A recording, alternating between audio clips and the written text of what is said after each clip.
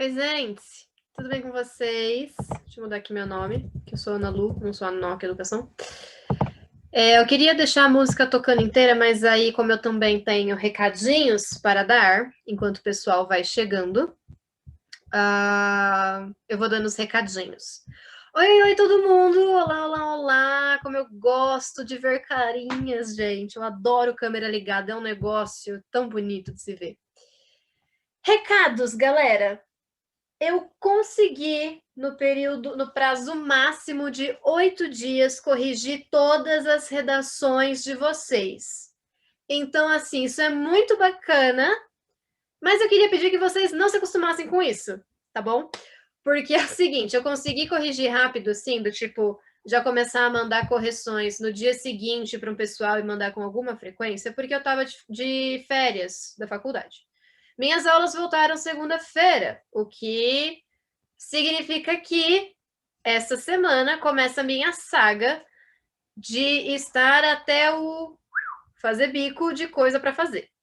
Que significa que eu não vou ter tanto tempo quanto eu gostaria para corrigir todas as redações na mesma velocidade que eu fiz desse prazo, tudo bem? Então tá todo mundo com a redação devidamente entregue. Se você não recebeu a sua correção hoje, é porque na verdade eu não recebi a sua correção, a sua redação no meu e-mail. E daí você me chama, a gente conversa para ver o que aconteceu, beleza? Quem está chegando pode ir mandando o nome no chat de listinha de chamada, nome completo e turno, tá bom? Se você é da manhã e está assistindo agora à noite, se você é da tarde e está assistindo agora à noite, só deixa aí para depois eu achar seu nome na devida lista de chamada. Outro recadinho sobre as redações, gente. Eu faço a padrão de correção para vocês entenderem o que eu estou fazendo lá no texto. As coisas que eram para vocês tirarem ou que estava incorreto, tipo vírgula do lugar incorreto, vírgula que deveria ser ponto final, essas coisas que era para tirar e substituir por outra, eu coloquei de vermelho e tachei, né? Coloquei um risquinho no meio. O que está em vermelho, negrito, sublinhado, grifado de amarelo é a correção. Vocês verem, então, qual que é a palavra certa, qual que é o acento que você esqueceu ou tinha colocado no lugar errado na outra palavra. E eu também grifei em azul claro as repetições, tudo bem? Que então, mesmas palavras que vocês repetiram, a mesma palavra que vocês usaram mais de uma vez em linhas ou frases muito próximas, né? Ou etc, etc, para vocês conseguirem visualizar a frequência muito próxima dessa palavra, desse termo em questão, que faz com que prejudique o texto e a gente vai conversar sobre isso mais para frente. Além disso, então, desse significado da correção que eu estou fazendo nos textos de vocês, também confiram se vocês conseguem visualizar os comentários que eu faço. Né? O comentário que eu faço não é o recadinho que eu mando no e-mail. O comentário que eu faço é quando você abre o seu documento Word e você vai ver na margem direita vários balõezinhos que estão ligados a alguma frase específica ou alguma palavra específica do seu texto, e esse balãozinho é onde eu vou explicar por que está incorreto, o que tem que fazer, o que você esqueceu, explicando a correção propriamente dita, tudo bem? Então, verifiquem se vocês conseguem ver esses balõezinhos de comentários, que é justamente onde eu explico a correção que eu fiz, por que, por exemplo, eu substituí uma palavra, ou eu mudei o tempo verbal, por que eu mudei, ou eu meti uma vírgula ali, por que eu botei um ponto final. Não são todas as correções que tem, são algumas mais importantes ali para vocês entenderem o que rolou. E leiam, deem muita atenção, leiam com muito carinho esses comentários que eu fiz, porque na verdade são eles que ajudam vocês a não repetirem os mesmos erros, tudo bem? Então, o processo de receber a correção de volta não é simplesmente olhar a partir das próximas propostas, né? A nota que vocês tiraram, pronto, acabou. É olhar essa correção, é olhar esses comentários, é vir tirar dúvida, ou comigo, ou com a prof. Marina, sobre o porquê de tal ou qual coisa que você não entendeu direito, procurar a gente para entender o porquê da correção, se o comentário não foi o bastante, ou alguma correção que eu não expliquei por nenhum comentário, para vocês irem aprendendo e realmente progredindo, né? Não ficar cometendo sempre os mesmos erros E também, por exemplo, a vírgula não é aqui, eu vou tentar em outro lugar aleatório de novo, e entendendo o funcionamento das coisas, tudo bem? Então, confiram esses balõezinhos. Se vocês não conseguirem visualizá-los, me manda mensagem também, que daí eu vejo alguma outra maneira de vocês terem contato com os comentários, nem que for para eu fazer no meio do texto mesmo, a gente acha uma alternativa, tá bom? Mas se alguém não conseguir visualizar, entre em contato comigo, a gente conversa sobre isso. Adorei noite, as cartas de vocês. Oi, Gabriel, boa noite, tudo bem? Tudo. Adorei as cartas de vocês, gostei muito de todas. Tentei ser o mais técnica possível na correção, porque senão ia me dar vontade de fofocar, né? E aí eu ficava muito, eu tô curiosa para descobrir isso também daqui a um tempo, espero que dê tudo certo, não sei o que, sei o que lá. Então, para eu não virar a fofoca, eu tentei ser bem técnica, explicar realmente os desvios da norma e o que vocês vão utilizar para as redações daqui para frente. Antes de começar a aula propriamente dita, aula hoje de redação, tema da aula é apresentação da estrutura da redação, tudo bem? Que, aliás, eu tinha esquecido de abrir aqui o arquivo, um minuto. Oh, meu Deus. Aqui, agora sim. Então, eu vou apresentar, vou conversar com vocês sobre a estrutura da redação dissertativa argumentativa no geral da coisa.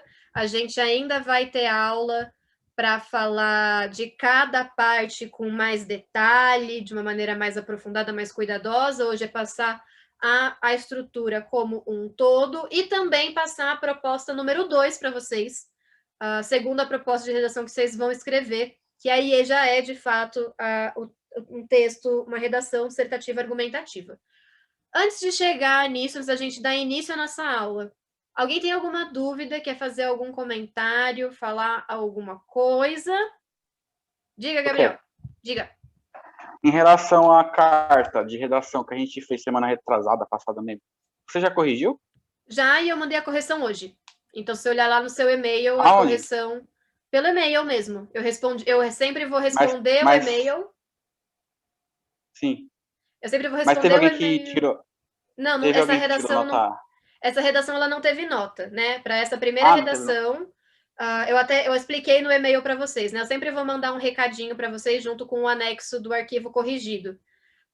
Essa primeira redação ela foi um quebra-gelo, que foi só para vocês desenferrujarem da escrita mesmo, né? Voltar a escrever alguma coisa que tivesse uma introdução, desenvolvimento e conclusão. Então, não teve nota, não teve atribuição de nota, mas, no geral, vocês estão escrevendo bastante bem, tá? Não teve nenhuma redação com erros muito absurdos ou que fosse levar uma nota baixíssima, assim. Vocês estão da média para cima, se a gente for pensar num estilo Enem, assim, mais ou menos. Vocês me surpreenderam Professor, eu acho que a minha positivamente. tem erro de português e de ponto e vírgula. Não, mas até aí, erro de pontuação, né? Desvio de pontuação, todo mundo.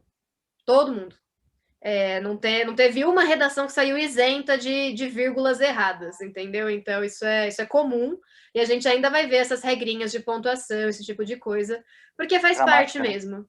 Gramática. Então, em gramática, mas também talvez em algumas aulas de redação a gente veja mais detalhadamente algumas coisas que vocês vão usar mais na redação mesmo. Oi, Mirelle, tudo bem? Pessoal que chegou agora, que chegou nesses últimos minutos, manda nome e sala já aí no chat, para ninguém esquecer de mandar. Então, a redação não teve nota, foi só um quebra-gelo, foi só para vocês desenferrujarem. A partir da redação de hoje, de todas que vocês farão daqui para frente, terão nota, e terão nota estilo Enem. Então, toda redação que vocês forem fazer, elas vão ser pontuadas de 0 a 1000. Prof, mas o tema era estilo FUVEST, eu recebi 900, como assim? Só faz a regra de 3, gente. A FUVEST, a nota máxima dela é 50. Então, se 50 tá para 1000, 900 tá para X, regrinha de 3 vocês descobrem, tudo bem? Porque as competências de correção são praticamente as mesmas, tá? Os quesitos levados em consideração são praticamente os mesmos, com algum detalhe ou outro que vai ser mais ou menos rigoroso a depender do tipo da proposta, do tipo que a gente está treinando. Mas então, qualquer redação que vocês mandarem para a gente vai ser pontuada de 0 a 1000. E se tiverem alguma outra dúvida aí nessa regra de 3, nessa equivalência, vocês procuram a gente e a gente explica, tá bom? Mas a partir da redação que será entregue hoje e das que virão, serão pontuadas de 0 a 1000, como uma forma de padronizar mesmo. A grande maioria de vocês presta Enem. Se não presta Enem, presta FUVEST. Então, vai ser assim. Beleza? Mais alguma dúvida?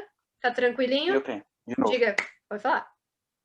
Eu queria perguntar, até começar as aulas presenciais na NOC, se algum de vocês, professor, dá aula particular.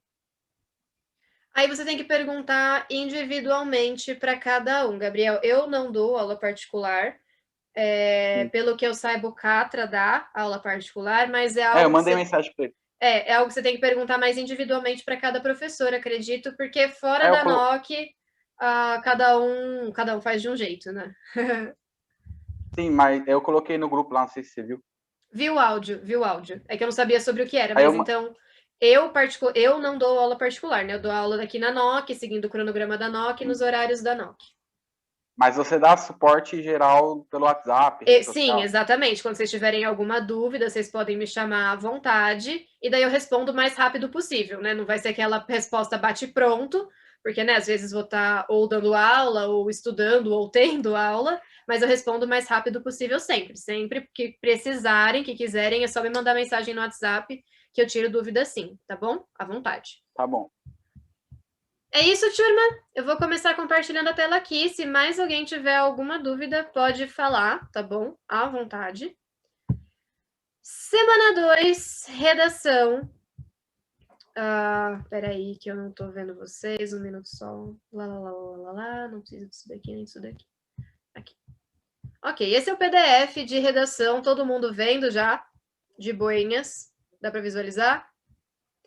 Se tiver qualquer dúvida, qualquer comentário para fazer, é só ou levantar a mãozinha virtual daí do Zoom, ou mandar no chat, ou só falar um alô no microfone aberto, que o máximo que acontece é eu só pedir para vocês esperarem eu terminar de completar o raciocínio e daí vocês falam, tá bom? Esse é o esquema que eu costumo trabalhar com a turma da tarde também. Então, começando, semana 2, eu não lembro se foi no grupo da noite que perguntaram sobre cronograma, Catrinha explicou, né? Semana ímpar, semana par, semana 1, semana 2, com linguagens. Semana 1 vai ser sempre de linguagens, então gramática e literatura. E daí, na semana 2, semanas pares, vão ser aulas de redação, tudo bem? Então, estamos na semana 2, redação. Semana que vem seria semana 3 ou semana 1 de novo, linguagens e redação, e linguagens e redação, e assim por diante, beleza? Aula de hoje, apresentação da estrutura da redação dissertativa argumentativa. Eu vou apresentar para vocês o que é esse tipo de texto, as partes que ele tem, o que cada parte tem que ter, e assim por diante, ok? Não vou entrar em minúcias de cada parte. A intenção hoje é uma visão mais geralzona, e daí, a partir das próximas aulas, a gente vai especificando cada vez mais, entrando nos detalhes cada vez mais. Se vocês quiserem um suporte a mais, né, vocês podem dar uma olhada lá no módulo 4 do material Bernoulli de vocês, que fala sobre isso. Então, vai ser um complemento ao que a gente vai conversar aqui, tudo bem? A gente não vai usar ele em aula, mas tem alguns exercícios, tem um texto lá explicando coisas também, é um complemento, uma leitura complementar de vocês. E, ao final da aula, vou apresentar a proposta número 2 para vocês, e se a gente tiver um tempinho, a gente bate um papinho sobre ela, tá? Seguindo, o texto dissertativo argumentativo, se vocês lembrarem lá da semana 0, quando a gente conversou sobre tipos textuais, vocês vão lembrar, ou não, aí eu lembro vocês aqui agora, que nós tínhamos o tipo expositivo, dissertativo, expositivo, e também tínhamos o texto argumentativo.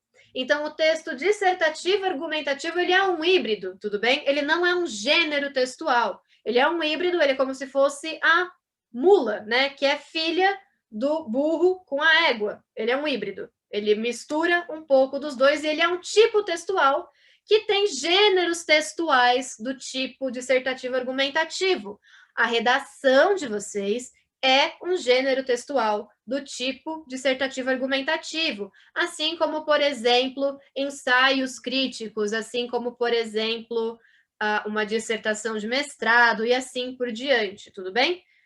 Um artigo de opinião também, por exemplo. Então, a redação de vocês é um gênero que se encaixa dentro do tipo de texto dissertativo argumentativo, que, sendo um híbrido, vai mostrar aí características desses dois tipos textuais. Vai ter partes expositivas e vai ter partes argumentativas. Lembrando que a argumentação aqui, a gente já vai ver, é o coração desse tipo textual. Beleza? Os textos dissertativos... Oi, Gabriel, diga. Eu vou desligar a câmera e o áudio aqui, porque eu vou jantar. Tá, tudo bem, sem problemas. Todos os textos dissertativos argumentativos, em geral, vão ser divididos, vão ter a sua estrutura dividida em 3 partes, que é a introdução, desenvolvimento e conclusão. E daí, como a gente viu lá na semana 0, cada um desses gêneros textuais vai ter cair lá suas particularidades. Por exemplo, a sua extensão, por exemplo, o tom, a linguagem usada, mas, grosso modo, todos eles vão ter essa estrutura dividida em 3 partes. Todos eles vão ter uma introdução, todos eles vão ter um desenvolvimento e todos eles vão ter uma conclusão, beleza? Mudando detalhezinhos em cada uma. Alguma dúvida até aqui? É bem introdução, só para vocês saberem com o que estão lidando, tá bom? Então, essa estrutura se mantém e detalhezinhos mudam. Ótimo. Primeira parte, introdução. A introdução é um parágrafo só. Geralmente me perguntam o porquê, e a resposta é muito simples. A introdução é um parágrafo só, porque vocês só têm 30 linhas, ok? Eu sempre sugiro que cada parágrafo de vocês fique entre 5 e 7 linhas. Vou explicar isso um pouquinho melhor quando a gente for falar de desenvolvimento. Mas a introdução, como vocês têm um número limitado de linhas e esse número é pequeno, é relativamente pequeno, a introdução ela precisa ser exclusivamente o primeiro parágrafo do seu texto. Ao final desse primeiro parágrafo, a introdução tem que estar completa. O segundo parágrafo tem que começar, você tem que começar a desenvolver a sua argumentação. Então, se atentem a isso, porque a introdução é o primeiro parágrafo do seu texto, da sua redação e só, beleza?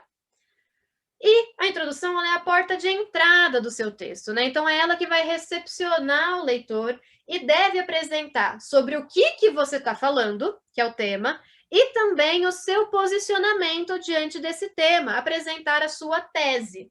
E, além disso, também é interessante que ela situe esse assunto, que ela situe esse tema em determinado contexto. O que eu quero dizer com isso?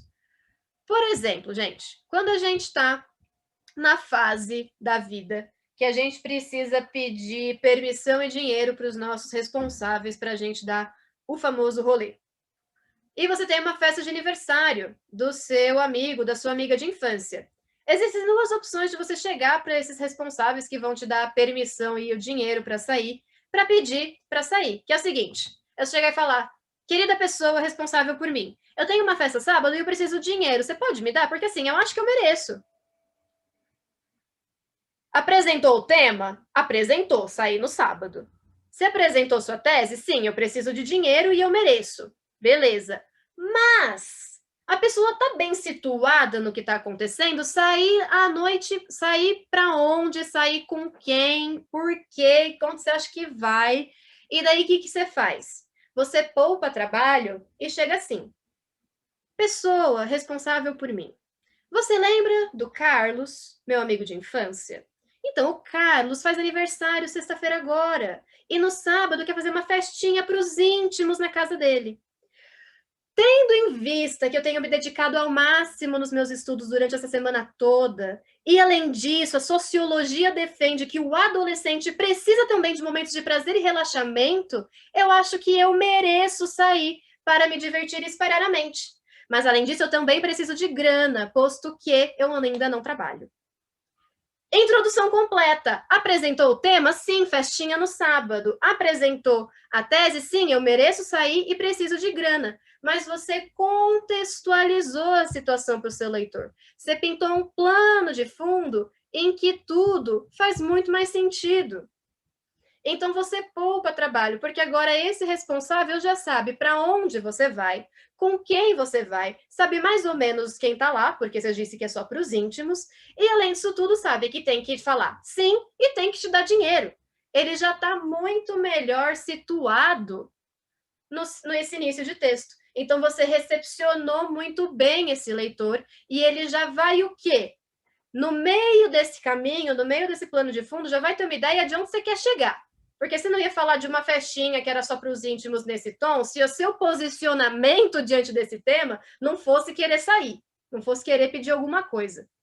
Tudo bem? Então, a contextualização é importante por quê? Porque ela vai situar e já dar dicas do seu viés, do seu posicionamento, se ele é de crítica, se ele é de a favor, mais ou menos por isso. Além de dar uma força maior para esse tema, de situar onde que ele está acontecendo.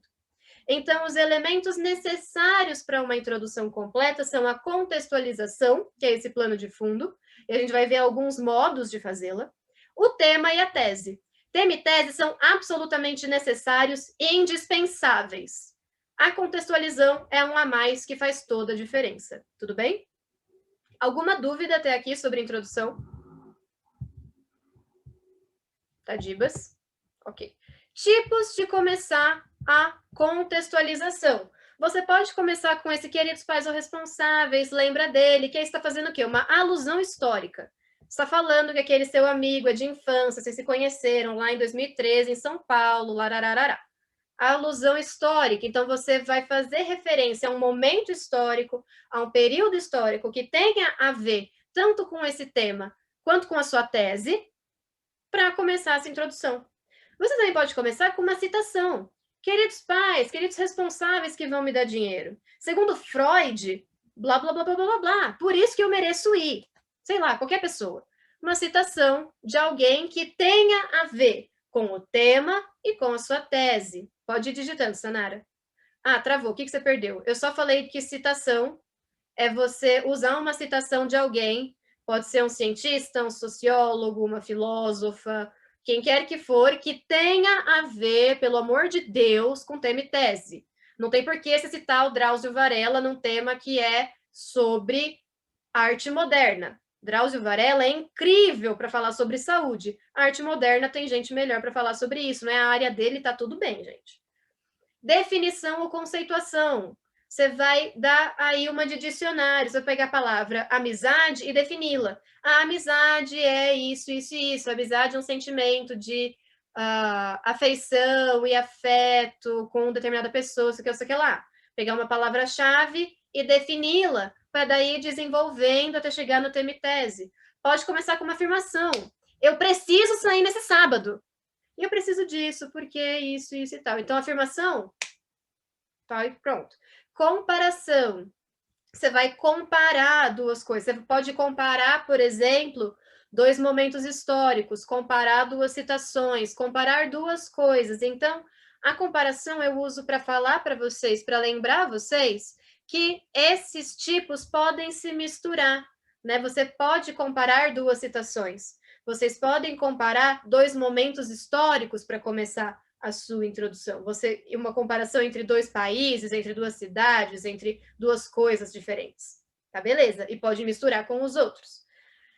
Também pode começar com uma narração, que eu particularmente não gosto muito, mas a gente vai falar melhor disso mais para frente na aula de introdução.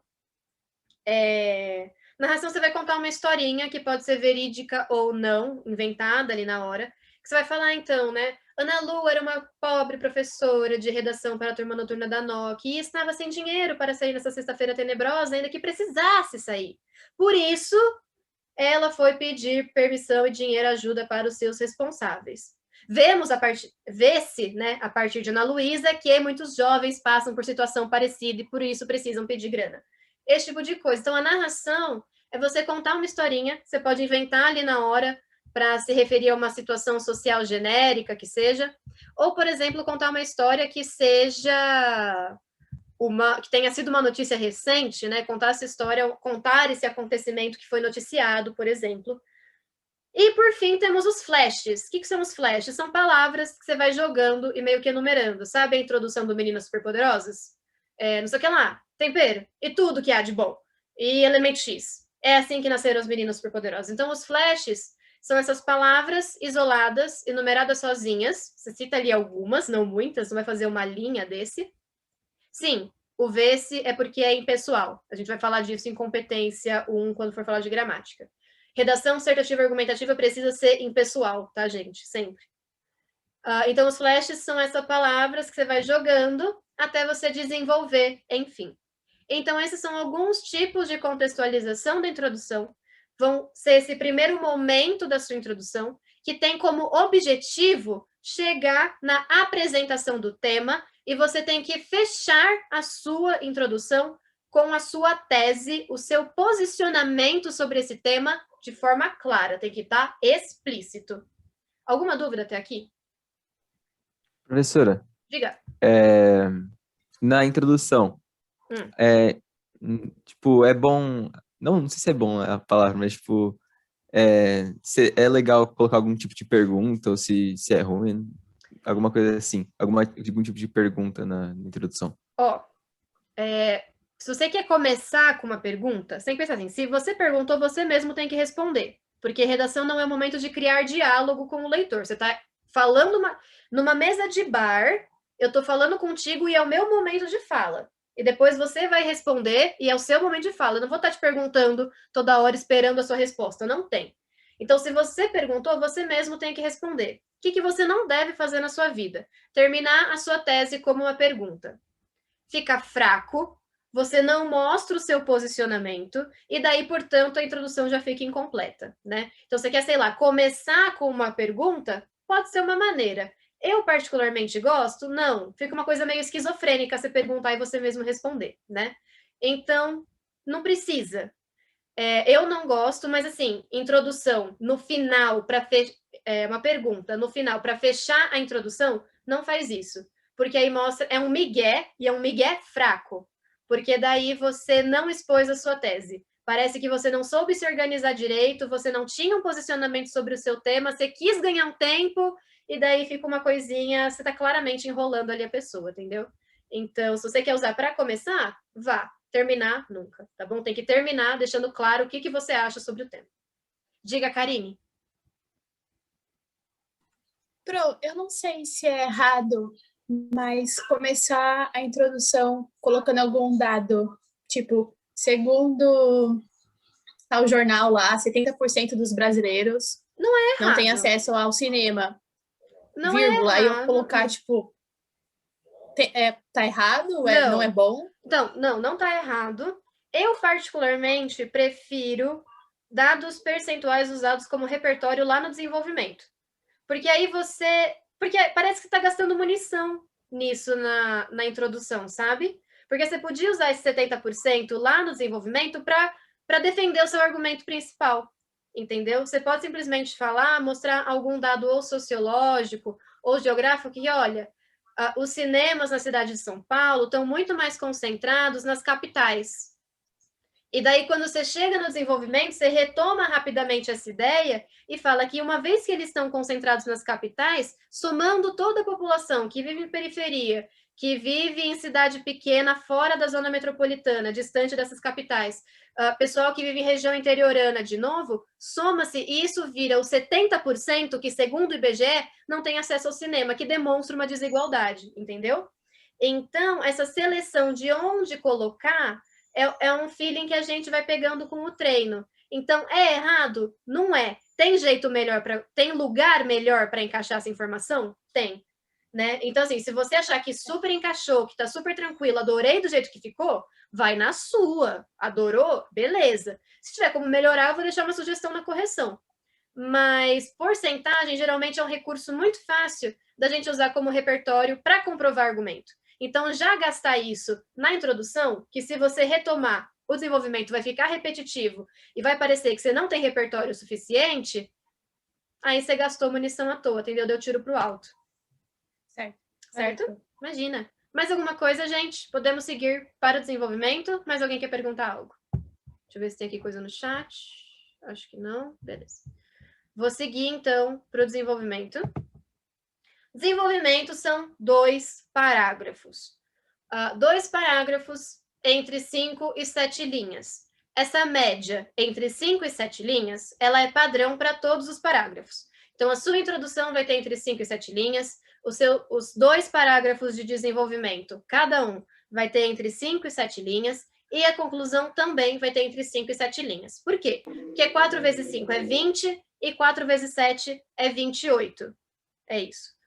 E daí, o que acontece? De máximo 30 linhas, se você escreve 7 linhas em cada parágrafo, ficam sobrando 2, que você vai encaixar nos parágrafos que você acha que precisam ou merecem, ou se eu der um quezinho a mais ali, vai ficar melhor ainda. Ou você dá um belo migué e põe um título. Ocupou uma linha que estava faltando. Então, num parágrafo menor que 5 linhas, ele muito provavelmente está incompleto. Ou ele está só expositivo e você não argumentou, ou você foi com um monte de afirmação e não me comprovou nada. Então, tá curto. Ou faltou argumentação, ou faltou exposição. Muito mais que 7 linhas, você está enchendo linguiça, está falando abobrinha, você não soube organizar direito as suas ideias de uma maneira expositiva, de uma maneira concisa, né? Então, acabou ficando provavelmente muito expositivo, porque você se enrolou ali para explicar algum argumento, para comprovar alguma coisa, foi prolixo, usou mais palavras do que deveria. Um parágrafo entre 5 e 7 linhas, e esse padrão em todos, mostra uma redação bem organizada. Redações que têm um parágrafo gigante e um muito curtinho, mostra que você não soube se organizar direito. Mostra que você não sabe delimitar que repertório vai para qual argumento. Então, ter um padrão de linhas nos parágrafos, um tem 5, outro tem 7, um outro tem 6 e o outro tem 5 de novo, tá parecido. Então, tem um padrão, você sabe se organizar, entendeu? Fica visualmente uniforme. Um texto visualmente uniforme, muito provavelmente também tem um padrão dentro de cada parágrafo que mostra uma boa organização, que mostra um domínio da estrutura. Ser corretora, a gente sabe muito de vocês, gente. Sei até quando vocês estão ansiosos, quando vocês escreveram correndo. Sei de tudo da vida. 2 parágrafos. É uma dúvida. Oi, diga, Gabriel. É uma dúvida. Vou falar. Na redação, é uma dúvida que acho que todo mundo tem. Que nem você especificou um tanto de linhas. Foi Sim. quanta? 20? 30? 30. O padrão Eu costuma fiz ser 30. 29, 28, só que eu não contei como que chama? Pulando linha. Uhum. E eu não contei tudo, não contei se deu 29. Meu nome, título, subtítulo, Você contou só a linha que você escreveu. Sim, da minha vida. E sem contar tirando isso que eu falei, do introdução, sumário, essas coisas, e conclusão, só contando o conteúdo deu 25. Com os outros deu 29. Uhum. Eu excedi o limite? Não, o limite é 30. Então, até 30, linha pulada, linha em branco, conta também como linha usada a partir do momento que você entregou, entendeu? Mas tem aquilo. Então, assim, o limite é 30, contando com tudo, com linha escrita e com linha pulada. Se tudo deu 29, você está dentro do limite. Beleza? Né? Sim. Então, é isso. Então, você não excedeu. Tá com menos de 30, você está dentro do limite, sem problema algum. Acontecer a hipótese de você fazer 32. A redação é anulada. Sério? Sim. Em qualquer coisa? Geralmente, isso vem nas instruções da proposta do vestibular, da proposta de redação do vestibular que vocês estão fazendo, mas, muito grosso modo, excedeu o número de linhas das duas uma. Ou eles anulam a redação, ou eles desconsideram o que está fora das linhas, porque eles dão a linha contadinha para vocês preencherem. Então, tudo que está para... pesado. Mas é um processo seletivo, né? Como ele é para excluir gente mesmo, para peneirar, às vezes tem vestibular que zera, entendeu? Então, ou das duas uma. Ou eles vão anular a sua redação, porque você quebrou uma regra, né, que eles tinham colocado, ou eles vão desconsiderar tudo que está fora do espaço delimitado, tudo que você escreveu na linha, fora dessas linhas, né? E aí vai ficar uma coisa incompleta, vai ficar um parágrafo incompleto, vai prejudicar muitíssimo a sua nota, tudo bem? É isso. Isabela ou Anaíris? Isabelle, desculpa, eu não vi quem levantou a mão primeiro. Decidam-se. Então, foi a Anaíris que falou, levantou primeiro, mas eu vou falar, porque é bem rapidinho. Tudo bem. Até 30 linhas, eles especificam se vai ser, tipo, cravado nos 30 linhas mesmo, ou será que pode, tipo, 28, Não, até então, 29? geralmente... Depende do vestibular. É assim, o vestibular sempre vai estabelecer o número mínimo e o número máximo de linhas. No Enem, por exemplo, se a sua redação tiver menos de 7 linhas no todo, você vai lá e se entrega uma redação que escreveu só 5 linhas, ela é anulada, desqualificada, não considera a sua redação como se ela nunca tivesse existido. Então, escrever 0 linhas e escrever 6 linhas, dá na mesma para o Enem, porque eles estabeleceram o número mínimo de 7 linhas. O número máximo é 30. Escrevi 25. Tem problema? Não. No sentido de, sua redação vai ser considerada, ela vai ser corrigida. O que acontece na correção de uma redação que está faltando, que está sobrando, por exemplo, 5 linhas? Eu falei para vocês agora há pouco que 5 linhas é o tamanho mínimo de um parágrafo, certo? Então, ficou faltando espaço de um parágrafo inteiro. Então, essas 5 linhas em branco que sobraram ali demonstra para esse corretor que ou você não tinha repertório suficiente, ou você não soube organizar de maneira boa o seu repertório para utilizar e preencher parágrafos, então você não tem um bom domínio do texto, você não tem um bom domínio da estrutura, porque ter um bom domínio da estrutura significa usar da melhor maneira possível o espaço que te foi disponibilizado. Usar da melhor maneira possível o espaço que te foi disponibilizado é usar a quantidade máxima de linhas possível, porque é a sua oportunidade ali de construir uma argumentação completa. Então, se você me entrega uma redação com uma introdução, por exemplo, sem tema e tese, e um dos parágrafos de desenvolvimento meio capenga, e está sobrando 5 linhas, eu vou ver que você não tem um domínio tão bom assim e provavelmente um repertório meio fraco. Então, isso às vezes reflete na nota de uma maneira negativa. Não porque a linha está em branco simplesmente, mas porque isso demonstra uma precariedade no seu domínio da estrutura da redação, entendeu? Então, problema não tem. Sua redação tem que estar entre 7 e 30 linhas. Ultrapassou 30 linhas, ou vai ser anulada, ou vão desconsiderar as linhas 31 para frente, né? Tá com menos de 7 linhas, que é o mínimo, vai ser desconsiderada. Entre isso, ela vai ser corrigida como qualquer outra, entendeu? Mas é sempre bom usar todas as linhas, porque aí mostra que você falou tudo que você tinha para falar, usou todo o espaço que tinha para usar. Deu para entender? Entendi, Pro, obrigada. Imagina. Diga, Ana. Eu escrevi a carta pelo computador. Eu enumerei cada linha e deu 30 bonitinho. A hora que eu mandei, eu abri pelo celular, deu 31. A hora que a senhora me mandou de volta a corrigida, deu 32. Eu fiz assim, que isso, gente? Então, sempre que eu mando a corrigida para vocês, geralmente ela vai com umas linhas a mais, por quê? Porque eu não apago a palavra que você escreveu errado, por exemplo. Eu risco ela de vermelho e escrevo do lado a palavra correta. Às vezes eu vou cortar um E e escrever um além disso, né? E assim por diante. Então, isso vai ocupando um espaço a mais. Então, geralmente, vocês vão receber a correção com mais linhas do que ela tinha a princípio. Questão de padrão de linha. Vai ter, a partir das redações que for necessário, uma padronização do layout da folha. Então, o texto justificado, todo mundo com Arial 12, com a margem padrão de tantos espaços, e isso faz com que as linhas se uniformizem em qualquer local que você for abrir, por exemplo, tudo bem? Então, essa padronização ela vem a partir de agora. O que eu recomendo para vocês? No caso de escrevi no computador, deu 30 linhas, fui escrever à mão, deu 32. O que eu faço? Diminui a letra ou se acostuma a escrever à mão, para você ver que cabe do tamanho da sua letra, do jeito que você escreve, depois digita e me manda, entendeu? Fiquei com preguiça de digitar e mandar. Me manda uma foto da sua redação para mostrar que você fez e me manda o arquivo digitado depois, tudo bem? Enquanto eu ainda não corrigi, porque eu não vou corrigir sua redação se ela tiver em JPEG ou em PDF, tudo bem?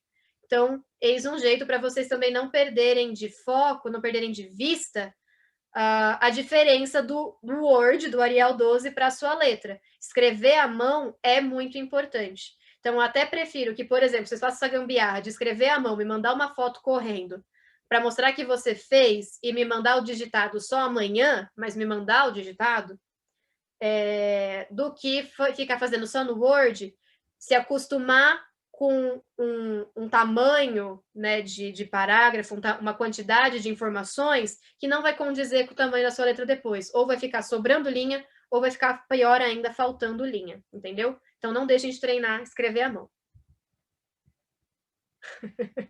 Peraí, Wallace, deixa eu ver o que você falou. Já vou te ouvir também, Gabriel, um minuto.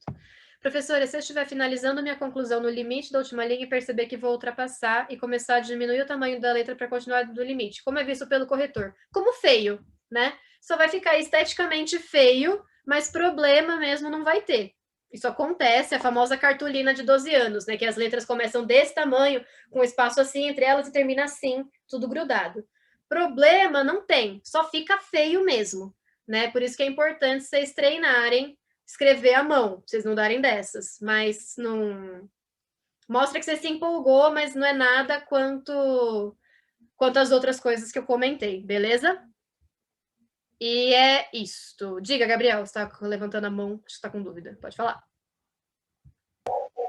Professora, em redação também, assim, exemplo, tem redação X, faculdade X, vestibular X. Sim. No caso a minha, que é Impacta, que é de TI, ciência da computação, exemplo, eu fiz tudo bonitinho, o tema, segui, eu fiz, exemplo, o mínimo é 8 linhas, o máximo é 22, exemplo. Uhum. Eu fiz 3 parágrafos, pulei 2 linhas, de um para outro. Fiz conclusão, introdução, meio, tudo. Fiz o conteúdo certinho, tudo explicadinho, do jeito que quer, das estatísticas do vestibular. Só que aí eu errei algumas coisas básicas de pontuação e acento. O que acontece? Vai descontar ponto da competência 1. A correção de vocês, gente, ela não é só por causa de estrutura, ela não é por conteúdo, né? O corretor não vai te dar mais ou menos pontos porque você usou mais ou menos pensadores e sociólogas e o que for que ele gosta ou não, né? Tem 5 competências de correção que são levadas em consideração para a correção da redação de vocês. A competência 1 diz respeito à gramática, ao domínio da sua gramática. Então, vocês vão receber nas próximas correções uma tabelinha com o que tem em cada uma dessas competências e a gente ainda vai conversar delas. Mas na competência 1, que diz respeito de domínio sobre a gramática, tem lá uso incorreto da pontuação, uso incorreto do hífen, erro de concordância nominal e erro de concordância verbal, erro do uso de crase, N erros gramaticais que são levados em conta. Então, por exemplo, você errou só vírgula. A depender das situações em que você errou essas vírgulas, eu posso tirar mais ou menos pontos. Tipo, putz, ele está sempre cometendo o mesmo erro de vírgulas. Eu vou descontar menos pontos se você errar vírgula em toda e qualquer situação, entendeu? Então, depende das situações de desvio da gramática, quais foram os desvios cometidos e quantas vezes, em quais situações, é tudo nesse feeling, assim. Então, você errou pontuação, você errou vírgula e ponto, e errou muita concordância. Você vai perder mais pontos do que você tivesse errado só vírgula, entendeu? Porque o domínio da norma culta, da gramática normativa, ela é uma das competências levadas em consideração para a nota final da coisa, entendeu? Ela vai valer uma porcentagem da sua nota final. Porque, assim, professor, eu estou te perguntando isso, mandei até no grupo, perguntei da aula particular, porque a faculdade que eu vou prestar na Barra Funda, a Impacta, de Ciência da Computação, ela é somente a redação. Entendi. Então, a gente vai treinar bastante, não sei quando que é a data da sua prova, mas a gente vai treinar bastante isso, e eu sempre comento casos de quando usar vírgula, quando não usar, por que aqui está errado, o que tem que ser colocado ali. Então, presta atenção nesses comentários da correção, que já vão ajudar bastante. E, além disso, vai ter as aulas, você sempre tira dúvida com a gente, que a gente vai treinando essas questões sim, tá bom? Porque pontuação, principalmente, é uma das coisas que todo mundo mais erra no mundo, tá bom? É isso. Beleza? Continuando então, gente, o desenvolvimento, eu falo que ele é o coração do texto. Por quê? Porque na introdução, vocês podem prometer mundos e fundos, fazer uma introdução bonita, com uma contextualização super coerente e coesa, apresentar tema e ter uma tese interessantíssima. Mas daí é no desenvolvimento que você tem que comprovar essa tese. Então, se a sua tese for interessantíssima, mas chegar no desenvolvimento e você não saber defendê-la, broxamos todos, entendeu? Então, o desenvolvimento ele é o coração porque ele é um momento que você vai construir as pilastras para sustentar a sua tese, né? Para sustentar isso que você acha, mostrar que é uma tese válida, que é uma tese coerente. Então, você vai defender a sua tese por meio do uso do seu repertório, do seu conhecimento de mundo, aliado ao uso de argumentos concretos, objetivos, tudo bem? E cada parágrafo, então são 2 parágrafos, em cada um deles deve existir um argumento principal que vai ser defendido, vai ser embasado, vai ser comprovado pelo seu repertório. E é isso tudo que constrói uma argumentação completa. A argumentação, ela é construída pelo argumento principal e o repertório que você usa para defendê-lo. Me perguntaram de tarde o que era um repertório. Repertório, gente, é tudo aquilo que você sabe sobre determinado tema. Então, o seu repertório ele é formado pela sua vivência enquanto ser social. Ele é formado pelos filmes que você assiste. Ele é formado pelos livros que você lê. Ele é formado por tudo que você pensa, pelas reflexões que você faz depois de ver determinada situação, depois de assistir determinada notícia, depois de ler determinado livro. O repertório ele é um conhecimento de mundo que você vai construindo ao longo da vida. É tudo que você já viveu e que você acha que seja coerente ali. E, principalmente, gente, é importante vocês terem alguma opinião, nem que seja só ali na hora, que seja uma opinião que você montou lendo a coletânea da proposta que você está escrevendo. Porque é na opinião que você baseia o argumento. Argumento não é opinião. Mas quando a gente tem alguma opinião, a gente consegue formular um argumento a partir dela. E é por isso que vocês precisam tomar lados na hora de escrever uma redação. Redação que fica em cima do muro, coisa de centrista, sabe? Não vai para frente. Porque mostra que você é meio indeciso, que você não sabe argumentar, que você não sabe se posicionar. Você não sabe chegar e falar, é isso aqui. E é isso que você tem que fazer na redação. Se é assim na vida real, não quero saber. Eu também não sou. Mas na redação é o momento de defender com força aquilo que você está argumentando. Então, tomem lados, tenham posicionamento, pelo menos na redação. Tudo bem? Então, e não esqueçam de argumentar. Desenvolvimento do texto, a grande maioria de vocês costuma escrever parágrafos completamente expositivos, quebra o computador, para dar ênfase no negócio. O desenvolvimento, às vezes, muitas de vocês costumam entregar parágrafos muito expositivos. Você vem e me mostra percentual, você vem e me mostra resumo de um filme que tem a ver com o que você quer falar, você vem e me bota uma citação de Aristóteles e não sei o que lá, e eu termino de ler o parágrafo perguntando, tá, mas e daí? Por quê? Se eu termino de ler seu parágrafo perguntando, tá, mas e daí, é que você não argumentou. Eu tenho que saber por que você está me falando o que você está me falando, onde que você quer chegar com isso. Entendeu? Sabe aquela pessoa que fala, porque tá o filme, porque o IBGE, e porque o Tamar, e não sei o que lá, e ela não chega no final nunca, que você fica tipo, minha filha, onde que você quer chegar com isso? Esse onde que você quer chegar com isso é o argumento principal que você deveria estar defendendo com tudo isso que você está me falando. Então, não esqueçam de argumentar. E do mesmo modo, às vezes chega uma fase da vida de vocês de produzir redação que vocês começam a ficar meio incisiva, meio incisivo. E aí você chega, não, porque é isso aqui, ó, plau. E você só vem afirmando coisa. E comprovar que é bom nada, entendeu? Sabe o seu tio que fala que a China injetou chip por causa da vacina? E que vai virar jacaré. Então vai virar jacaré porque a China fez isso, porque a Microsoft fez aquilo, porque não sei o quê. E você fala, mas cadê a famosa comprovação? Não tem. Você é igual seu tio quando você começa a afirmar um monte de coisa para mim na redação sem comprovar, entendeu? Sem usar repertório. Não seja igual esse tio chato. Seja uma pessoa completa. Expõe e argumenta. Argumenta e expõe. Tudo bem?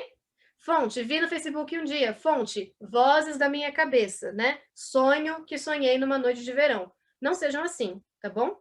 Então, tenham repertório. Relacionem, olha, essa cena desse filme aqui, ela acontece de modo muito parecido na vida real, como a gente pode ver a partir desses números aqui, que demonstram essa problemática social aqui, que é muito grave porque tem isso aqui como consequência.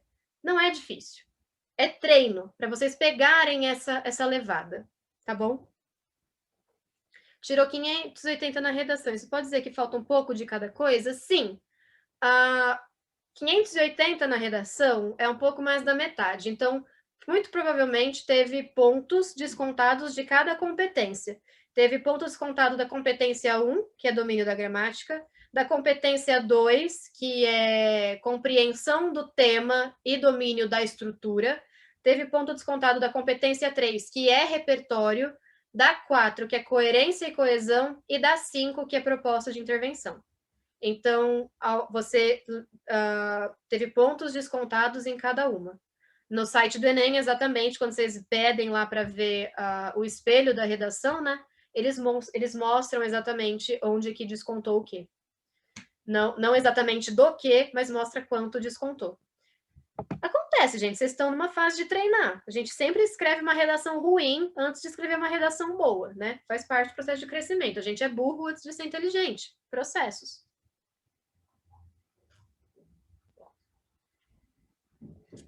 Quando eu parar para beber água, é o momento que vocês podem usar também para ligar o microfone e fazer pergunta, tá bom? Porque eu falo demais. Gente, repertórios, possibilidades de repertório que vocês podem... Imagina, Sanara, estamos aí para isso. Para ser sincera, é um tapa e um beijo, né? É assim que eu funciono. Desenvolvimento, tipos de repertório, ferramentas que vocês podem usar para parte expositiva de comprovar o argumento de vocês. Citações, referências externas, né? Você pensou em alguma filósofa, em algum sociólogo, em alguém famoso, conhecido, que seja pertinente ao tema e ao seu argumento. Não vai me botar uma citação que contradiz o seu argumento. Bota a citação do cara que fala tal coisa e você está argumentando o oposto. Você está sendo incoerente, né? Então, e não existe uma hierarquia aqui, tá, gente? Você não ganha 100 pontos porque usou citação e só 30 porque usou dado quantitativo. Não existe hierarquia. Uma citação mal utilizada vai te prejudicar e um dado quantitativo bem utilizado vai te ajudar. Então, não pense numa hierarquia. A pessoa costuma achar que citação é chique. Não é. É como qualquer outra coisa. Tem que ser bem utilizada para funcionar. Não ganha 200 pontos por Aristóteles, e daí 100 por Angela Davis e 30 por Bauman. Não é assim que funciona. Tem que estar bem encaixada, independente de quem seja. Dados quantitativos, percentuais, né? Tem também, você não pode simplesmente me falar que, não, porque 70% da população não tem acesso ao cinema. E daí? Isso é bom? Isso é ruim? Significa o quê? O que tem a ver com a sociedade? De onde vem esse 70%? O que você quer me falar desse 70%? Qual que é o sinal que você está me mandando, entendeu? Chega em algum lugar com isso. Alusões históricas. Pode trazer aí algum momento histórico e fazer uma referência, né? Meio uma curta, enxuta linha do tempo para chegar em hoje e fazer alguma comparação, alguma coisa que mudou muito e é muito bom, alguma coisa que se manteve e é ruim. O que você quer falar com isso? E vocês também podem contar com os textos de apoio, com a coletânea da proposta de vocês, tá? Eles não estão ali à toa. Quando for usar textos de apoio, quando for usar a coletânea, o importante é que ele surja como um coadjuvante, né? Então, você não pode, o que te prejudica ao usar o texto de apoio não é simplesmente usar texto de apoio, é porque o seu argumento principal é a ideia principal de um dos textos de apoio, e o outro argumento principal também, e todas as citações e dados quantitativos que você usou também são da coletânea. Se todo o seu repertório e argumento vem exclusivamente da coletânea, aí você perde pontos na competência 2 ou 3, que eu não lembro por quê. Que mostra que você não tem um repertório sobre aquilo, um repertório próprio, um repertório para chamar de seu sobre aquele tema, tudo bem? Então, pode usar o texto de apoio? Pode. Você pode usar o texto de apoio? Pode. Tem só que usar do jeito certo.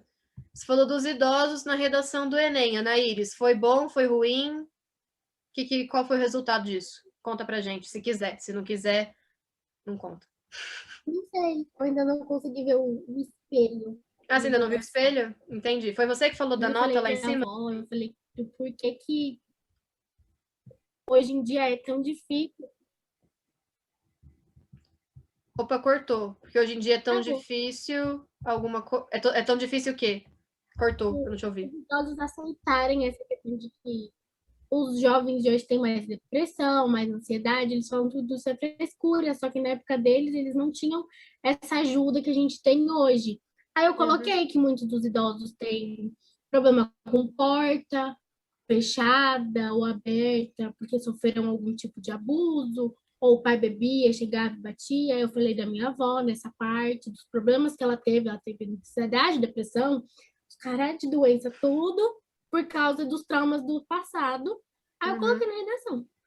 Então, uma coisa que tem que tomar com cuidado na redação é que a carta pessoal você escreveu para mim de primeira proposta do ano. O Enem não é uma redação pessoal, né? Então, tem muita gente que às vezes conta algum caso pessoal, que conta alguma coisa muito particular, e essa não é a intenção da redação dissertativa argumentativa, né? O caso da redação dissertativa argumentativa é você enxergar esse tema funcionando na sociedade como um todo, como um órgão coletivo, né? Então, porque muitos idosos tiveram problemas na juventude relacionados a abusos de poder dos pais, abuso de hierarquia. Me comprova isso, né? Porque tem muito idoso que tem problema com porta aberta. Me comprova isso. Isso é bom? Isso é ruim? Onde que você quer chegar? Então, assim, muita coisa é válido. Praticamente qualquer argumento, qualquer repertório, ele pode ser usado na sua redação. Mas ele tem que ser usado de uma maneira efetiva, de uma maneira positiva, de uma maneira coerente com o tipo de texto, né? Então, tudo que você afirma, você tem que me comprovar. Porque tem muito idoso que faz isso. Me comprova com números, me comprova com alguma coisa, com algum fato concreto na coisa, né? Sobre isso. Você tem que me mostrar que isso é verdade. Não basta simplesmente afirmar, tudo bem?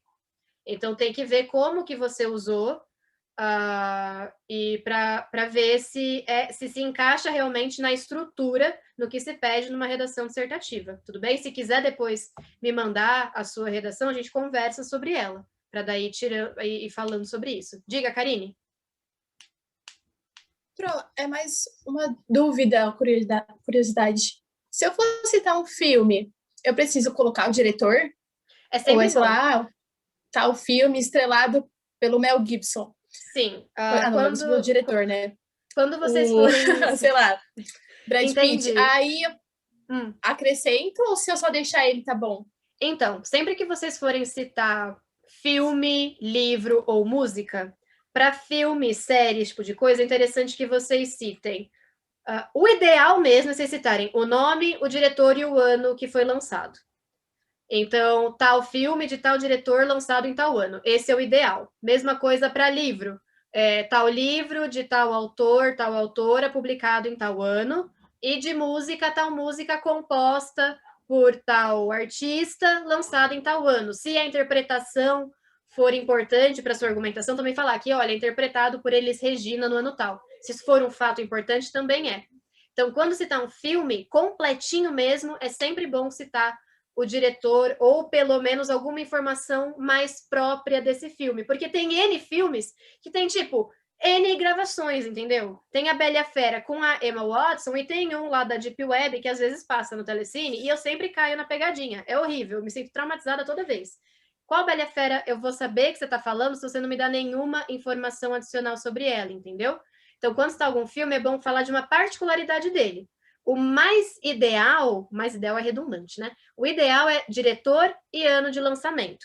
Não lembro o diretor, mas eu lembro que o Brad Pitt estava lá, estrelado por Brad Pitt.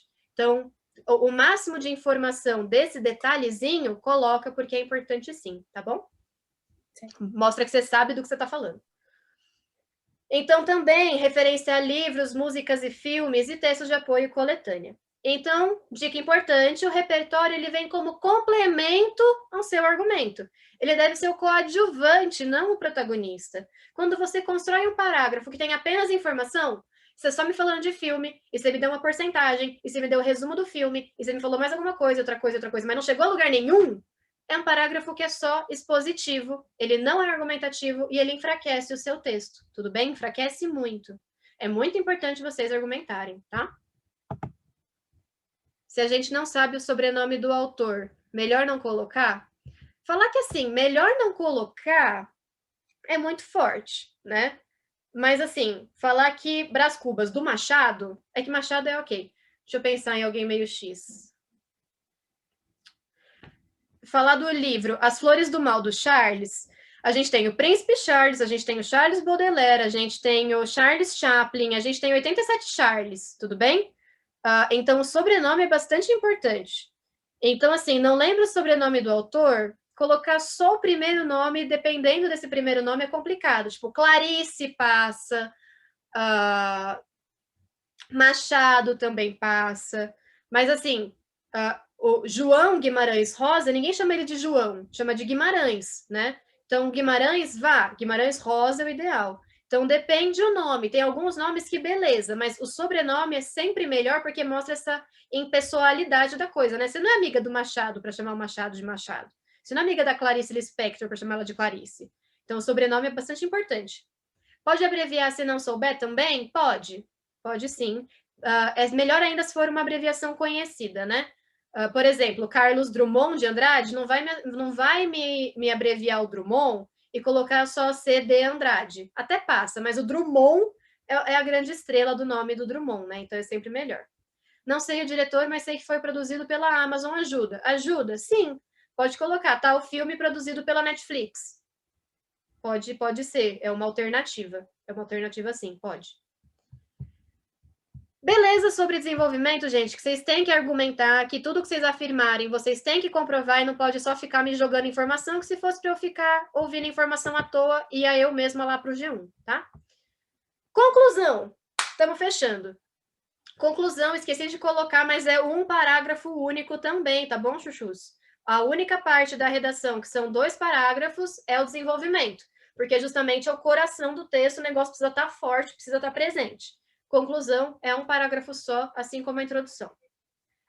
E ela é o momento de fechar o texto. Então, a conclusão ela é uma dedução lógica a partir de tudo que foi exposto e discutido ao longo da sua redação. O que eu quero dizer com dedução lógica? Lá na minha redação, eu argumentei tal coisa, usei... Deixa eu pensar, eu vou começar a falar tal coisa, não vou explicar porcaria nenhuma, né?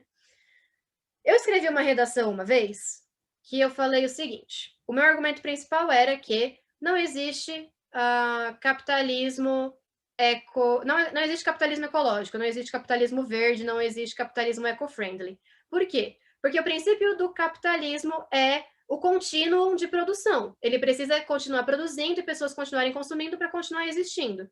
E não adianta galerinha de classe média e classe alta ficar comprando o kit de canudo de metal, achando que isso reduz significativamente o consumo de plástico, se a gente vive num país desigual que tantos por cento da população brasileira não tem acesso nem à água encanada e nem a saneamento básico, de modo que essas pessoas têm que comprar galão de água da Cristal todo dia e não tem onde jogar fora para reciclar.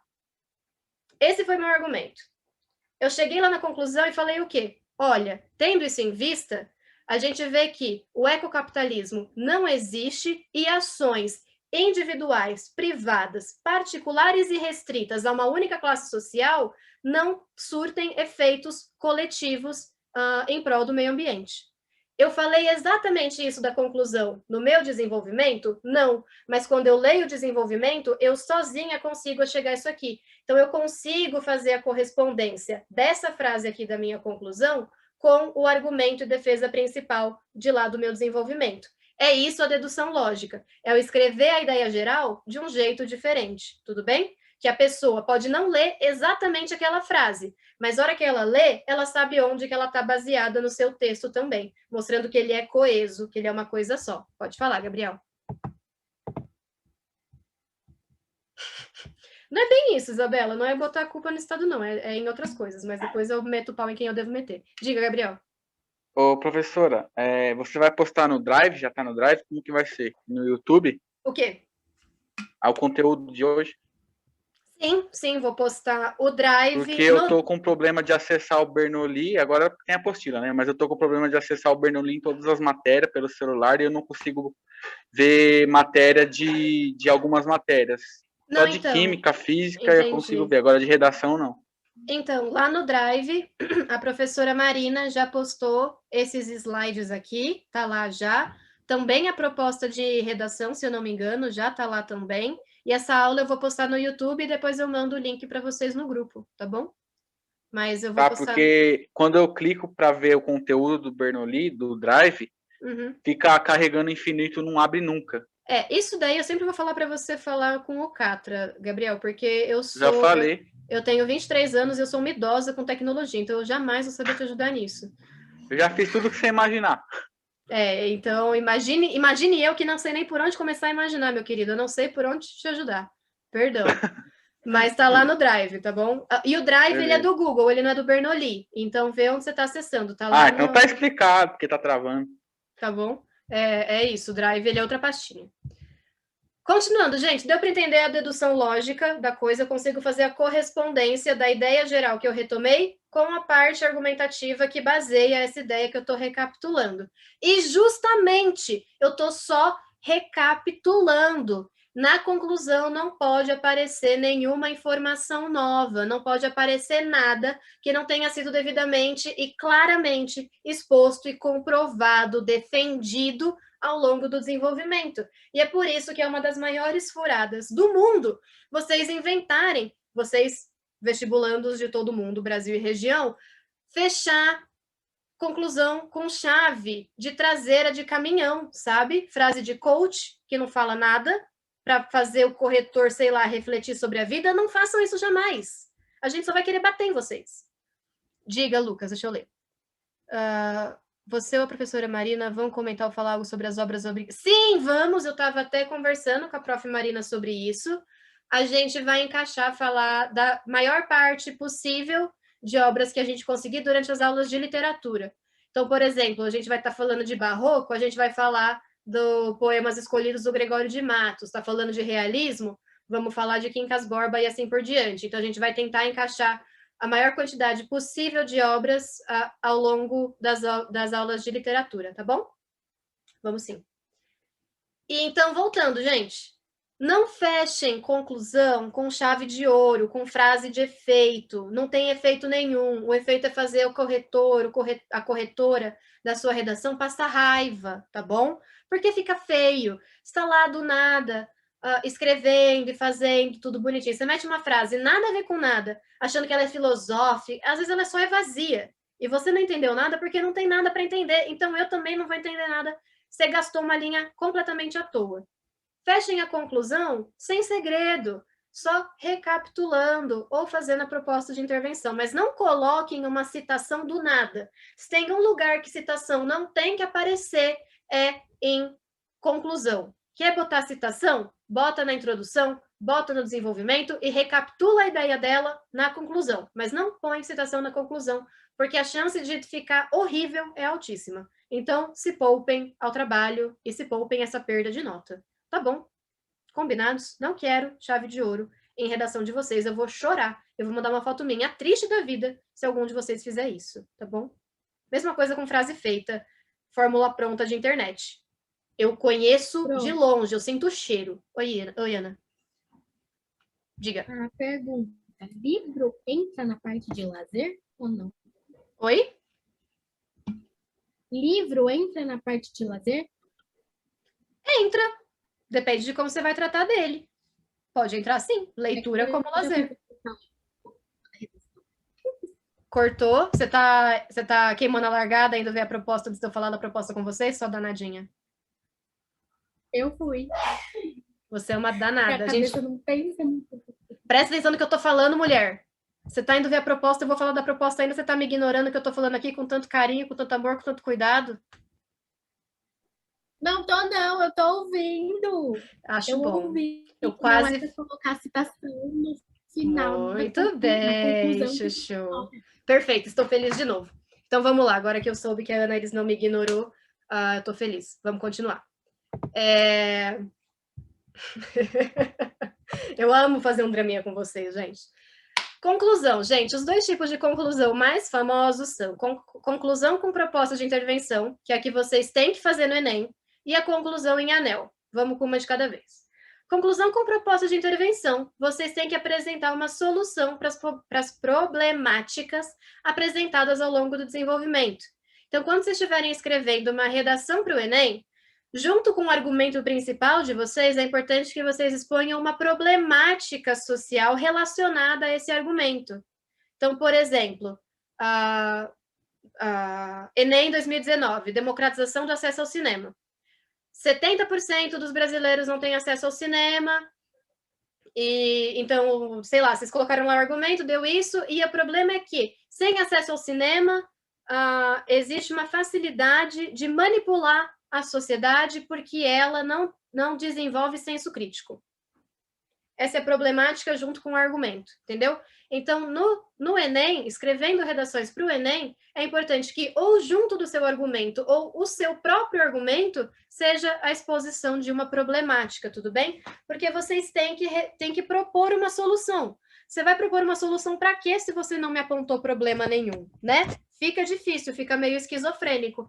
Então, no desenvolvimento, tem que apontar a problemática relacionada ao tema e à sua tese, ok?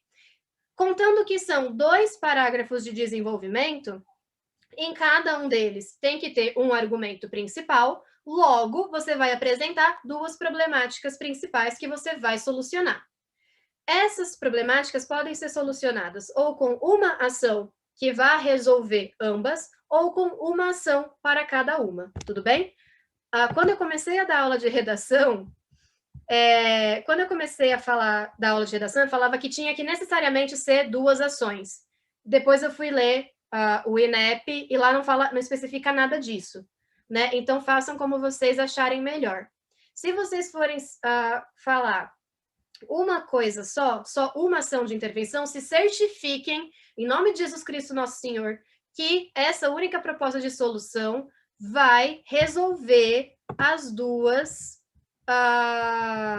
Já respondo essa pergunta, pessoa que me perguntou no meu nome, Isabelle. Já respondo, ótima pergunta. Se certifiquem que essa única ação de intervenção vai realmente solucionar as 2 problemáticas que foram apontadas no seu desenvolvimento. Tudo bem? Tem que estar claro que ela vai solucionar as 2. E muito além disso, tem que ser algo praticável, gente. Também, quando eu comecei a dar aula de redação, uma vez uma aluna veio me falar de algum tema, que eu não lembro qual que era, e seguindo a linha que ela estava construindo, eu recomendei um vídeo do Antônio Cândido, que é um crítico literário da Letras, que era ele defendendo que o socialismo era necessário para uma sociedade mais igualitária, enfim, nesse caminho, vocês já viram que é o meu, recomendei para ela. A minha intenção foi ótima, e a boa intenção dela de tentar usar minha referência também foi, mas o timing foi errado, porque era começo de ano, a pessoa estava meio ainda se... Não tem problema, Luana, vou chegar onde eu quero.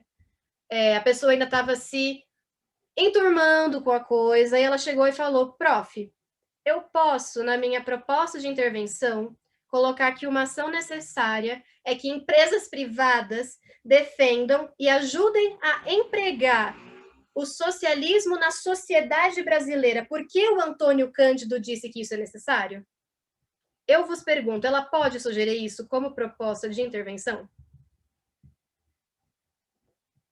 Não. Não. Por que que não? Acho que não é uma coisa muito viável, né? Ninguém vai fazer isso. Exatamente, ela não é viável, ela não é uma coisa praticável, gente. Empresas de capital privado querem que o socialismo se exploda, que ele jamais existe, que ele nunca exista, que as pessoas não lembrem dele, ou que, pior ainda, achem que ele não funciona. Então, não faz sentido, é incoerente e não é viável, não é praticável. Então, assim, não é como se o MEC, o governo, fosse pegar todas as redações acima de 940 e ler as propostas de intervenção para tirar ideias do que fazer para implantar, para melhorar o Brasil em relação ao tema que eles deram. Ainda que isso não me parecesse muito absurdo pensando no Brasil que a gente vive hoje, mas eles não fazem isso. Mas, se eles fossem fazer, tinha que ser algo praticável, tem que ser algo implantável, tudo bem? Então, pensem que você vai propor uma ação que tem que ser prática, concreta, ela tem que ser aplicável na vida real. Se alguém resolver pegar a sua redação e ler a sua proposta de intervenção, tem que dar para fazer isso na vida real que você está sugerindo, tá? Então, primeiro, a proposta de intervenção tem que conter pelo menos uma ação, ou então duas, ou uma ação para as duas problemáticas que você já apontou, ou uma para cada. E cada ação dessa, você tem que indicar o agente ou os agentes que vão ser responsáveis por essa ação. Então, ministérios, empresas de capital privado, iniciativa privada, desculpa, ONGs, que seja, enfim, qual agente é responsável por essa ação? Já vou responder, Karine. O modo, como que isso vai ser empregado, onde que isso vai ser empregado, que eu esqueci de escrever aí, onde que isso vai acontecer, onde que essa ação vai ser implantada, e a finalidade dela, qual o objetivo que se visa alcançar aplicando essa ação, tudo bem? Ou essas ações. Também, ela tem que ser concreta. Ela ser concreta significa que não vem me falar que a proposta de intervenção é conscientização da população sobre o tema. Pelo amor de Deus, isso não é concreto, tá? Então, pode ser conscientização? Pode, mas é conscientização como? É por meio de aula? É palestra em praça pública? É um software gratuito do governo que um monte de gente vai ter acesso? Como que você vai conscientizar as pessoas, tudo bem? Então, tem que falar a ação, tem que falar os agentes ou o agente responsável por ela ou elas, tem que falar como que ela vai ser implantada, onde que ela vai ser implantada e a finalidade, o objetivo que ela visa alcançar, tudo bem? Como saber se eu estou cobrando muito do governo? Pensa assim, você está falando numa redação sobre saúde.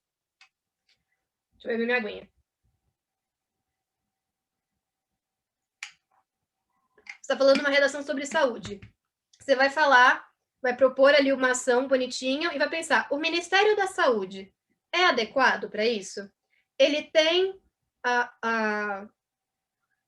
dentre as obrigações do Ministério da Saúde, isso aqui é também uma obrigação dele? Então, é importante vocês tirarem esse ano de vocês para se inteirar sobre o funcionamento do Estado, tá bom? O que cada ministério faz, o que é federal, o que é municipal, o que é estadual, quais são os ministérios que ainda existem, e que cada ministério tem que desempenhar, tudo bem? Para você não sair falando simplesmente que o governo tem que fazer tudo isso. O governo é muito amplo. Então, qual ministério? Fazer o quê? Isso é realmente da alçada desse ministério? Então, se for da alçada desse ministério, então provavelmente você não está cobrando muito, está cobrando algo que talvez ele já devesse estar fazendo, né? É que a gente é brasileiro, a gente sempre tem a sensação que pedir o mínimo é pedir demais. Eu sei, dói.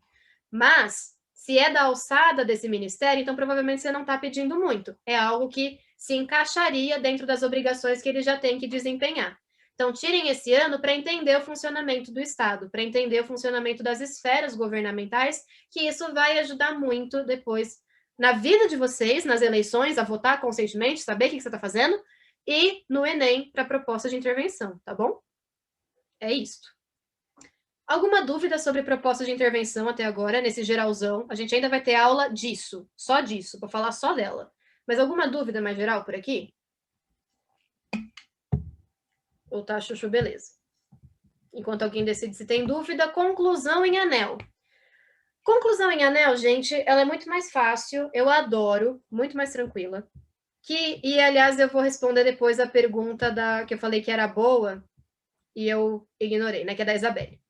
A conclusão em anel, ela vai recapitular os argumentos e ideias principais, ligando um argumento ao outro de maneira mais concisa, para demonstrar como que a tese inicial é válida, como que ela foi sustentada e comprovada e bem embasada por tudo que você disse. Então, a conclusão em anel, ela é, grosso modo, um resumão da coisa.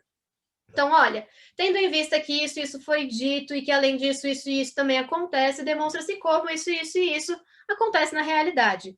Algo nesse sentido. É um resumão que você vai recapitular os argumentos principais e alguma ideia principal que sirva de link para relacionar e ligar um ao outro, e para que isso tudo demonstre como a sua tese é comprovada por tudo que você disse ao longo do seu texto. Tudo bem? E daí a Isabelle tinha perguntado se a gente primeiro faz a recapitulação, então na conclusão recapitula tudo e apresenta uma solução. Às vezes você pode não ter tempo, você pode não, quem está sem tempo sou eu, que ainda tenho que falar da proposta com vocês. Você pode não ter espaço para fazer tudo isso.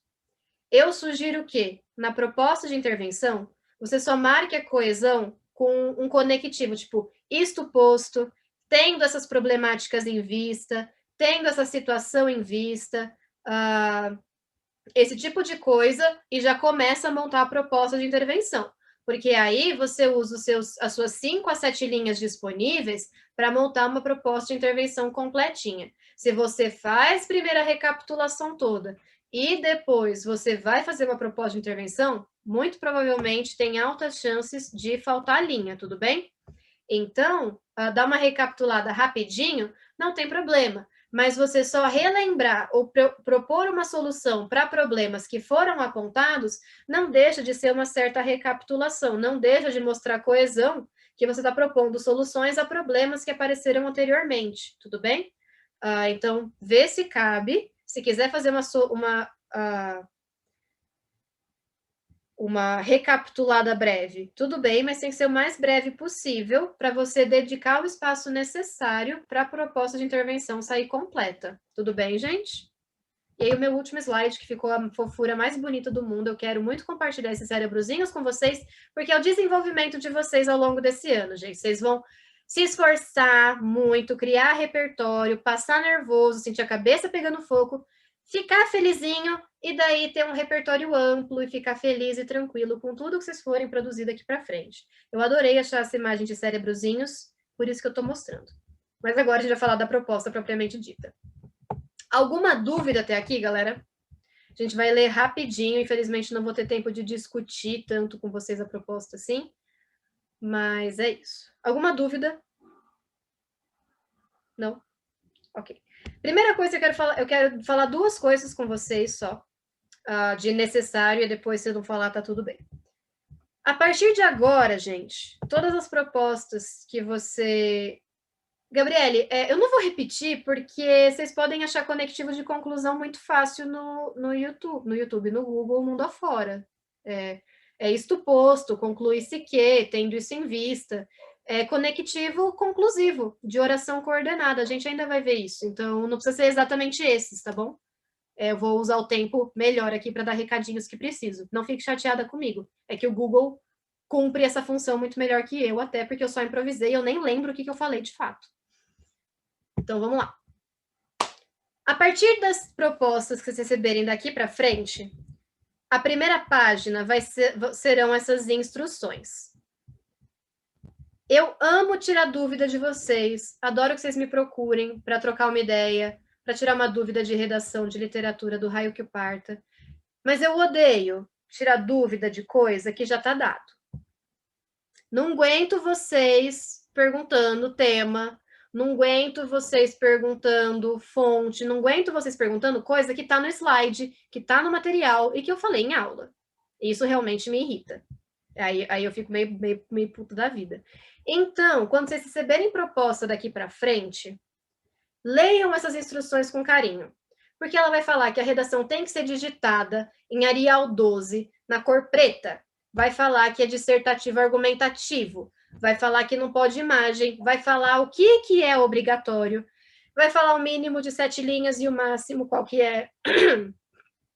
Vai falar para onde que tem que enviar e o formato que tem que enviar.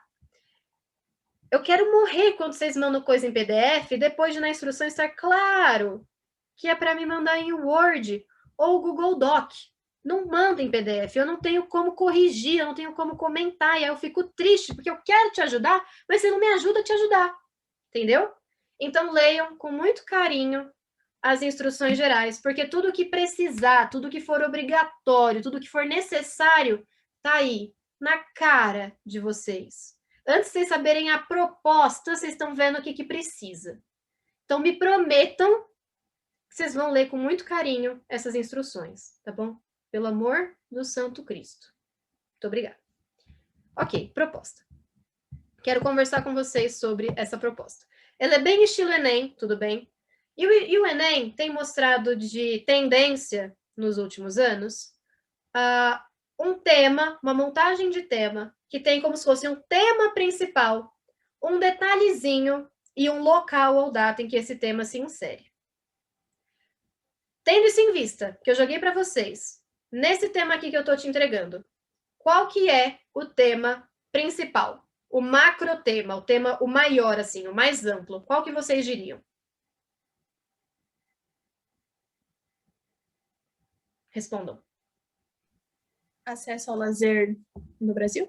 Acesso ao lazer. Acesso ao lazer, tá certíssimo. Pois muito que bem. Deixa eu pegar aqui o anotante. Acesso ao lazer no Brasil. Aliás, acesso ao lazer, louca. Eu mesma me dizendo. Acesso ao lazer é um macrotema. Assim como foi acesso ao cinema em 2019. Tudo bem? Então, esse é o tema principal. Se vocês falarem só dele, vocês não vão fugir do tema, mas vocês vão tangenciar o tema. Por quê? Qual que é o detalhezinho que faz você ir no coração da discussão? Você não perder nada. Não tem nenhuma cultura escrito aqui. Desafios, é isso aí. Perfeito. Desafios é o detalhe. Então, falar de acesso ao lazer, já tá, beleza.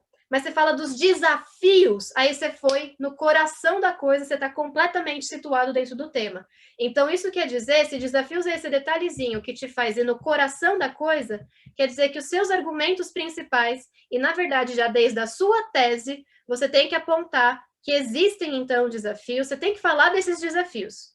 Os argumentos principais têm que estar relacionados a esses desafios no acesso ao lazer no Brasil. Tudo bem? Para o acesso ao lazer no Brasil do século XXI. Tudo bem? Então, esse é o coração da coisa. E qual que é o local e data? Aí é o que sobrou, né? Enfim. No Brasil do século XXI. Então, o que a gente pode tirar dessa leitura aqui que a gente fez? Rápida.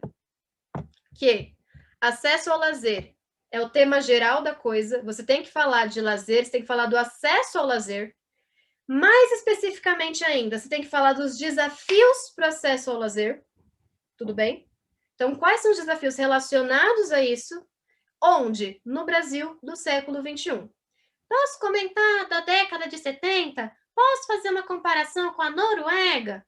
Pode, mas isso tem que ser coadjuvante no rolê. Sem falar, olha, na Noruega é assim, mas no Brasil é assim assado. E além disso, se vocês me inventarem de comparar coisa com a Noruega, você tem que me explicar por que essa comparação é cabível ou coerente, sendo que a Noruega tem uma história completamente diferente da história do Brasil. Entendeu? Vocês podem cobrar isso das pessoas que comparam o Brasil com Noruega também. Você vai falar, como que isso é coerente se Brasil é colonizado e Noruega é colonizadora? Aí você já quebrou a pessoa no meio. Mas então, gente, pode falar, por exemplo, do acesso ao lazer no Brasil do século XXI? Pode, no Brasil, sei lá. Na década de 70, pode também, mas tem que ser uma comparação rapidinha, tá? Então, em 70, era assim. E hoje, no mesmo lugar, no mesmo São Paulo, no mesmo Brasil, tá do mesmo jeito, tá diferente, tá melhor, tá pior, por quê? O que você quer chegar com isso? Tudo bem? Então, daqui para frente, quando vocês receberem proposta nova, tenta fazer essa separação no tema. Tenta achar o macrotema, o tema principal da coisa, o detalhezinho, a palavra-chave dentro desse tema, que é para você ir no coração da discussão, e esse detalhe de local ao data, que é onde você tem que situar a argumentação. A sua argumentação tem que estar situada no Brasil do século XXI. Tudo bem? Professora? Diga. Repete um pouco desse desafio que você está explicando, porque está cortando para mim o áudio. E o gato está passando aqui em cima da mesa e fica pulando aqui. Os desafios é o detalhe que faz você, de fato, entender o coração da discussão dessa proposta. Se você fala só do acesso ao lazer como um todo, você fala do tema, mas você acaba tratando ele de uma maneira tangencial, não tão profundamente quanto você poderia. Agora, se desde a sua tese e nos seus argumentos principais você fala dos desafios relacionados a isso, desafios relacionados ao acesso ao lazer, você já fala do coração da coisa, você já está completamente dentro da discussão principal que esse tema quer que você fale. E no Brasil, tema é esse que está aqui, né? Acesso ao lazer. O tema é tudo isso, desafios para o acesso ao lazer no Brasil do século XXI. O tema é tudo isso. Tem como você colocar lá no grupo ou mandar para mim? Porque eu não estou conseguindo na coisa de literatura. Mando tudo. Vou mandar tudo no grupo. Vou mandar o link da aula amanhã, provavelmente, que eu vou postar a aula amanhã no YouTube. Mas assim que essa aula acabar, eu vou mandar o slide e a proposta para vocês no grupo, tá bom? Pode ficar tranquilo. Tá bom, obrigado. Imagina. Oi, diga, Ana. Pode falar. Nossa, uma coisa na minha cabeça. O quê? Não podemos sair de casa. Como vamos ter lazer? Primeiro que o Brasil do século XXI, a gente está na segunda década do século XXI e no segundo ano de pandemia.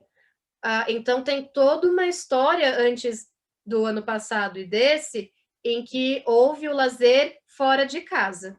Mas, além disso, se você quiser pensar mais especificamente nos anos 2020 e 2021, eu te volto a pergunta, Ana. Lazer é só fora de casa? Não existe lazer assistir um filme, lazer ler um livro, lazer conversar com as pessoas da sua família, lazer ter um tempo livre para você fazer o que quiser que não seja trabalhar, mesmo que isso seja dentro de casa?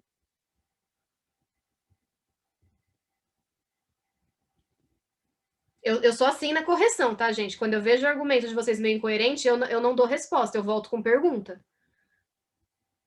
Então, é assim, lazer é só fora de casa? Se a gente tem essa dimensão que lazer é só fora de casa, por que o brasileiro acha que dentro de casa não é possível ter lazer? Isso é uma noção de todo brasileiro ou depende da sua classe social? Ou depende do seu gênero? Ou depende da sua raça? Durante a pandemia, o lazer, o acesso ao lazer ficou mais ou menos democrático, mesmo que ele seja dentro de casa. É aí que vocês vão começar a se situar dentro do tema. Textos que eu deixei para vocês dentro do tema. Tem 2 artigos constitucionais. Vou comentar rapidinho que ela está no final. Tem 2 artigos constitucionais. Tem o trecho de fim de semana do Parque do Racionais. Tem uma entrevista com um consultor da ONU. E tem uma reportagem do G1 de dados do IBGE que mostram que o acesso ao lazer no Brasil é desigual. Leiam com cuidado essa coletânea. Pensem as opiniões e posicionamentos de vocês e vejam o que dá para aproveitar a partir dessa coletânea, que mais que ela te dá, tá bom? E, Ana, não é para você ficar chateada comigo, viu? É que eu sou assim na correção, eu chamo vocês para o tranco, porque é assim que eu gosto. Não, Pro, é porque eu dentro de casa, eu meio que surto, né? Eu não consigo, eu assisto um filme, eu faço tudo, mas ficar só dentro de casa eu não consigo. Aí eu preciso ir pra rua, nem que seja para passear com a cachorra.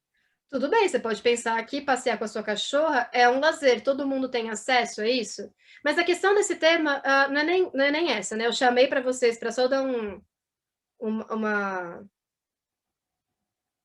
amostra grátis de como eu sou na correção, mas é no século XXI, é nos anos de 2019 para trás, né? De 2001 a 2019. Então, de 2000, né? Enfim, tô aqui fazendo conta de quando que é o século. Enfim, os anos anteriores à pandemia, né? O que a gente costumava fazer e se todo mundo costumava fazer as mesmas coisas, se todas as pessoas tinham a possibilidade de fazer as mesmas coisas, né? Então, pensem, eu sei que é difícil a gente lembrar que existia uma vida social fora de casa antes da pandemia, que a gente está no segundo ano enclausurados, mas tem a possibilidade de pensar no lazer dentro de casa e como ele foi afetado pela pandemia, mas mesmo no lazer que existe fora de casa, fingindo que a pandemia não está aí, tudo bem? Vocês podem escrever como se fosse um Brasil pré-apocalíptico, antes de tudo isso acontecer, tá bom? Quaisquer outras dúvidas, me chamem no WhatsApp, preciso liberar vocês agora. Confiram se todo mundo mandou o nome aqui no chat, beleza? Me chamem para conversar, se quiser tirar alguma dúvida ou só trocar uma ideia, falar, Ana, estou pensando nesse argumento aqui, mas não sei direito, a gente conversa, eu indico alguma coisinha. E é isso, gente. Muito, muito, muito obrigada pela aula. Não ia sair no soco em ninguém, mas é que chega a hora de falar sério, eu gosto de dar um sustinho, porque aí vocês caem na real. É sempre legal, é divertido. Então, muito obrigada, gente. Boa noite, bom intervalinho aí antes da próxima aula. Obrigada pela participação de vocês. Até mais, galera. Tchauzinho.